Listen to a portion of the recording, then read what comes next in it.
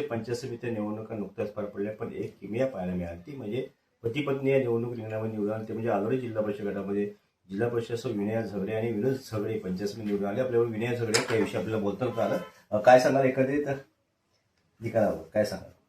ज्या ज्या ठिकाणी मी गावातनं उभी होते त्या त्या ठिकाणी सर्व लोकांनी माझ्यावर विश्वास ठेवून मला चांगल्या मताने निवडून दिलं, त्यांचे मी पहिले आभार मानले. पहिले तुम्ही सरपंच, आपल्यावर पंचायत समिती सदस्य, पण ह्यापूर्वी आपण सांगतो विनोद झगडे असं नाव आहे की जे नाव सर्वसामान्यांमध्ये सर्वसामान्यांचा नेता सर्वसामान्यांचा दादा म्हणजे ओळखलं जातं ते विनोद झगडे. म्हणजे शून्यातून विश्व निर्मिती केलेला विनोद झगडे आपल्या बरोबर आहे, ज्यांनी आलोरी ग्रामपंचायतीपासून ते पंचायत समितीपासून ते जिल्हा परिषदेपर्यंत आपलं कामगिरी केली. आता परत पंचायत समितीमध्ये आला. विनोदजी काय सांगितलं?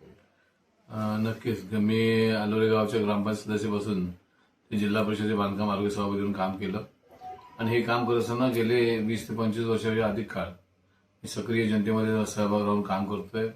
मग लोकांच्या गोरगरिबांच्या अडचणी असू देत, कोणाचा आरोग्याविषयी प्रश्न असू दे, कुठले अपघात असू देत, क्रीडा क्षेत्र असू दे, धार्मिक क्षेत्र असू दे, सामाजिक क्षेत्र असू दे, शैक्षणिक क्षेत्र असू दे, सर्व क्षेत्रामध्ये सक्रिय काम करतोय आणि त्या सगळ्याचा फलित म्हणूनच आजचा हा विषय आमच्या या ठिकाणी साकार झाला.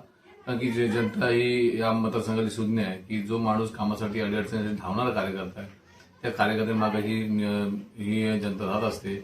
आणि मी नक्की सांगेन की एक माझी सुप्त इच्छा होती की मी डायरेक्ट ग्रामपंचायतीनंतर तरी जिल्हा परिषदचा बांधकाम आरोग्य सभापती झालो होतो सरपंच पदानंतर. मध्ये पंचायत समितीमध्ये मला मागे आलेले अपयश त्या पंचायत समितीच्या सभागृहात जाता नव्हतं आलं, तर तो देखील आज या ठिकाणी पूर्ण झाला, सर्कल पूर्ण होतं. म्हणजे 3 टायर सिस्टीममध्ये त्या 3 महत्वाच्या बाबी आहेत, ग्रामपंचायत, पंचायत समिती आणि जिल्हा परिषद. त्यातला जो उरलेला भाग होता तो पंचायत समिती. यावेळेला मी पंचायत समिती जातोय आणि माझं म्हणणं आहे की ग्रामपंचायत किंवा पंचायत समिती किंवा जिल्हा परिषद या तिन्ही ज्या संस्था आहेत त्या तिन्ही संस्थांमध्ये तुम्ही जनतेचे प्रश्न मांडू शकता, लोकांची अडचणी सोडू शकता आणि गोरगरिबांचा सर्वसामान्यांचा थेट संबंध येणाऱ्या या संस्था आहेत आणि या ठिकाणी पुन्हा मी निवडून जातोय याचा मला नक्की आनंद आहे. विनोदजी सहजासहजी आपल्याला विजय मिळाला असं वाटतं म्हणजे आपल्याला हे नाही, ही निवडणूक तशी आम्हाला सोपी नव्हती.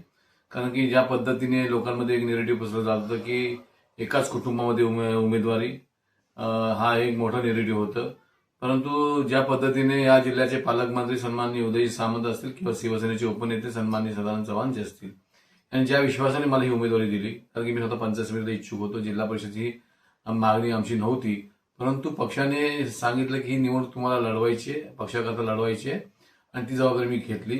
आणि ती जेव्हा घेऊन मी लोकांमध्ये गेलो तेव्हा विरोधकांच्याकडून त्याचा अपप्रचार केला जात होता की कशा पद्धतीने आम्ही आमच्याच घरामध्ये ठेवले कुटुंबशाही, असा वेगवेगळ्या प्रकारचा चालू होता. परंतु ज्या पद्धतीचं काम आमचं होतं, माझी मिसेस देखील जरी माझी बायको म्हणून तिला उमेदवारी मिळाली असं नाही, कारण ती एक उत्कृष्ट सरपंच म्हणून काम केलंय, सामाजिक क्षेत्रामध्ये काम केलंय, आज आरोग्य क्षेत्रामध्ये काम केलंय. आज आम्ही आलोरे वसत मार्केटमध्ये राहतो, इथं असणारी आरोग्य रुग्णसेवा जे रुग्ण येतात त्यांच्या अडीअडचणींना ती कायम धावून जात असते आणि तिचं जे समाजोपयोगी काम आहे त्या माध्यमातून हा विषय साकार झाला. एकंदरीत आता अशी चर्चा सुरू झाली की जिल्हा परिषद अध्यक्ष पदासाठी तुमच्या पत्नी म्हणजे विनय झगडेंचं नाम चर्चेमध्ये, ते काय सांगाल? मी आज पेपरच्या माध्यमातून आणि मीडियाच्या माध्यमातून ही गोष्ट ऐकली, परंतु आमचं तर नक्कीच या ठिकाणी आमचे सन्माननीय उदय सामंत असतील की सदानंद चव्हाण असतील, उदय सामंत जे बांधतील ते तोरण आणि ठरवतील ते धोरण, या पद्धतीने आमचं काम आहे.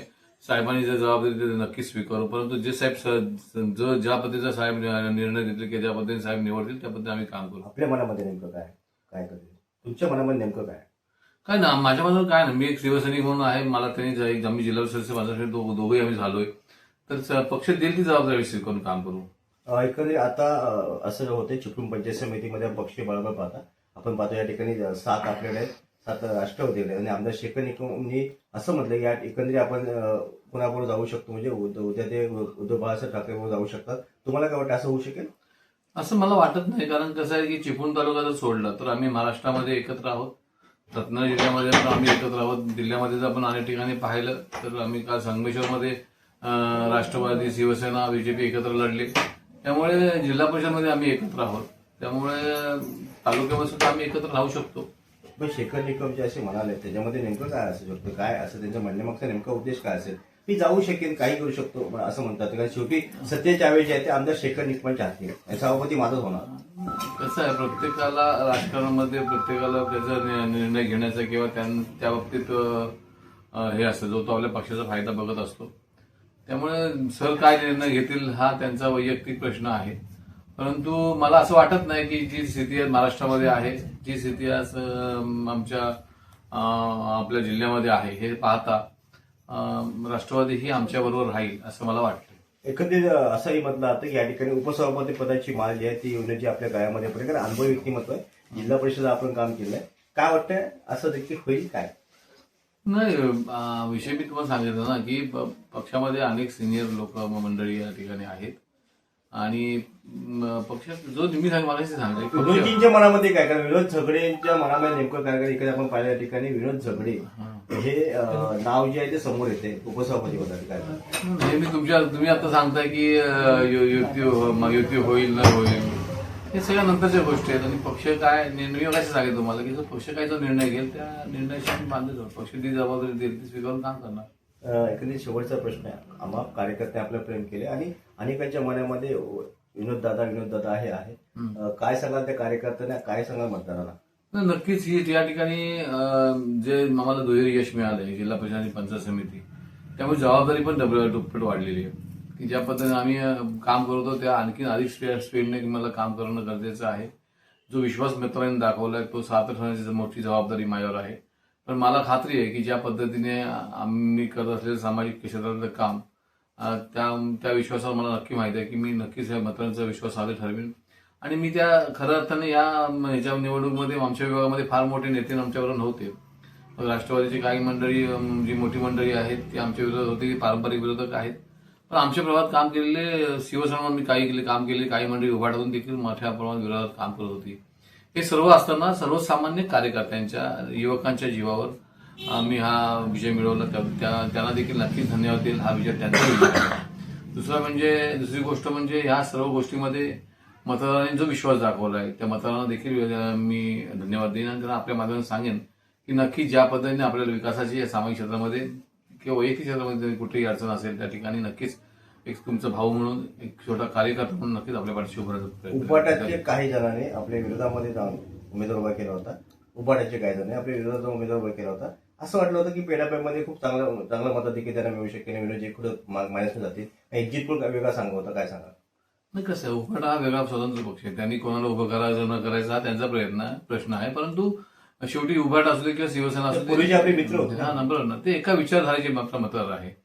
अशा पद्धतीने असं वाटत होतं की स्थानिक उमेदवार तिथला स्थानिक उमेदवार होता, संघटनेचा उमेदवार होता, त्यामुळे हे होईल. पण त्यांनी देखील चांगल्या पद्धतीची मतं त्यांनी पेडामध्ये घेतली.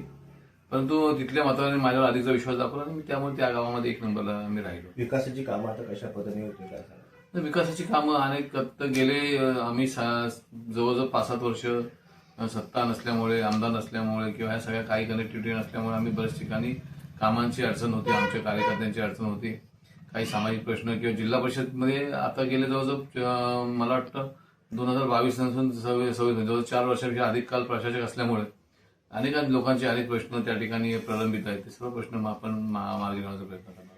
हे होते या ठिकाणी पती पत्नी. आपण पाहिले विनय झगडे, विनोद झगडे. आपण पाहिले या ठिकाणी जिल्हा परिषद अध्यक्षपदाची जर संधी मिळाली तर आपण नक्की आपण ते मिळू, आपण यावरती विचार करू किंवा जर युती झाली, माहिती झाली, त्याच्यामध्ये आपल्याला उपसभापती पद मिळालं ते आपण स्वीकार करू असं मत या ठिकाणी व्यक्त केले. ते म्हणजे विनोद झगडे. कॅमेरामॅन भाऊ वसवाल सर, निसार शेख, नवराष्ट्र जिंकून.